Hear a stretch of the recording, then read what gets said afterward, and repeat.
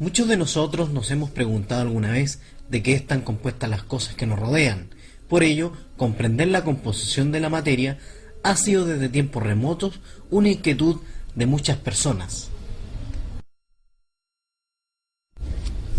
El origen de la teoría atómica de la materia se remonta al siglo V a.C., cuando los filósofos griegos Demócrito y Leucipo planteaban que el universo estaba formado, en último término, por una partícula indestructible y común a toda la materia, a la que llamaron átomo, del griego a, que significa sin, y tomos, división.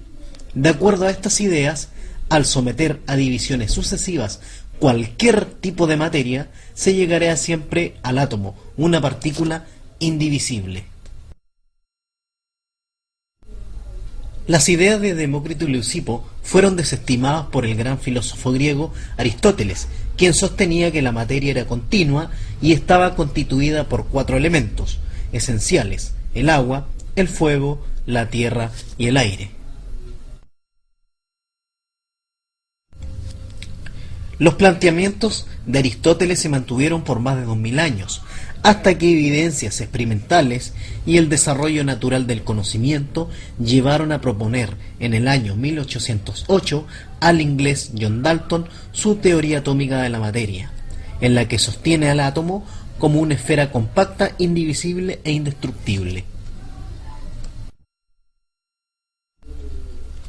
Los postulados básicos de la teoría de Dalton se pueden resumir en que el átomo es la mínima porción de materia que no puede dividirse por ningún proceso conocido.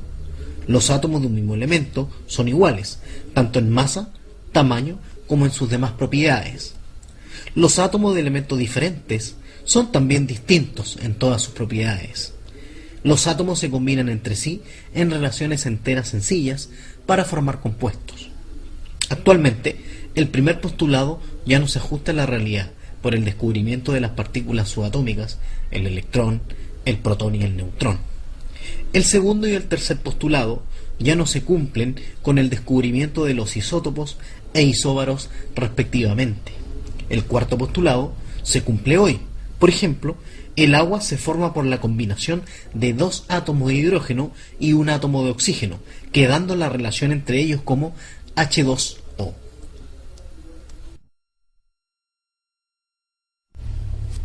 A fines del siglo XIX, los estudios y demostraciones que había de los fenómenos eléctricos eran pruebas que llevaban a sospechar que los átomos eran divisibles. Sin embargo, la aceptación general de este hecho no se produjo hasta que fue confirmado por las experiencias efectuadas con tubo de descarga por Joseph Thomson.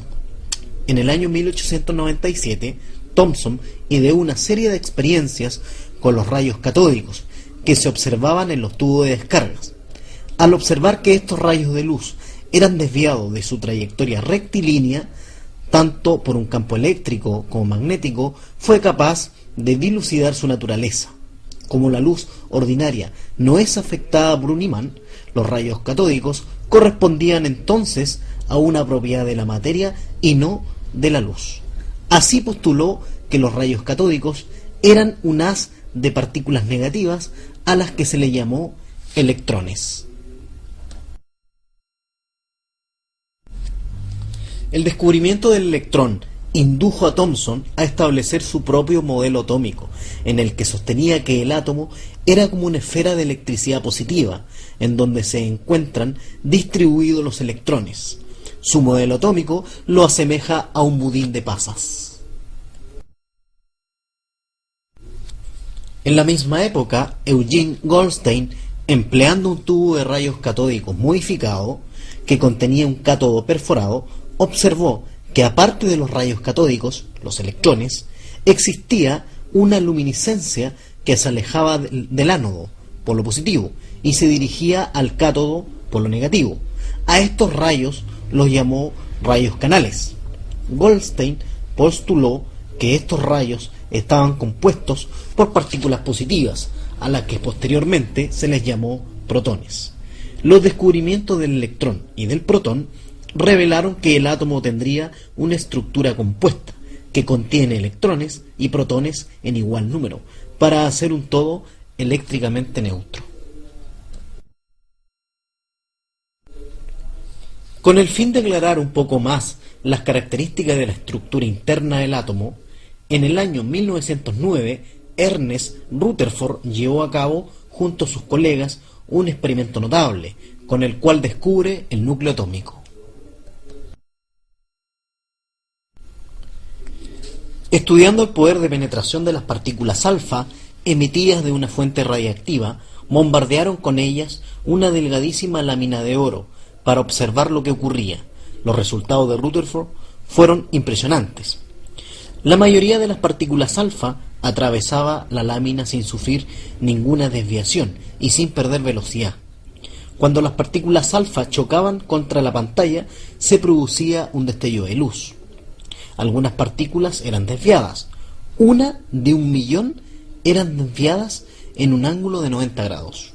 Solo una pequeña fracción de las partículas eran fuertemente repelidas por la lámina e invertía su trayectoria con un ángulo de 180 grados. Así, Rutherford propuso un modelo atómico en el que sostenía que el átomo está constituido por un núcleo central, que es la región donde se encuentran las cargas positivas, y alrededor se encuentra el electrón. El electrón se encuentra girando alrededor del núcleo, describiendo órbitas circulares de forma similar a los planetas que giran alrededor del Sol, denominándose entonces sistema planetario en miniatura. La fuerza centrífuga que desarrolla al girar el electrón contrarresta la fuerza de atracción electrostática que ejerce el núcleo positivo sobre el electrón negativo. El diámetro del átomo es aproximadamente unas 10.000 veces mayor que el diámetro del núcleo. Por lo tanto, el átomo es prácticamente hueco al poseer espacios interatómicos.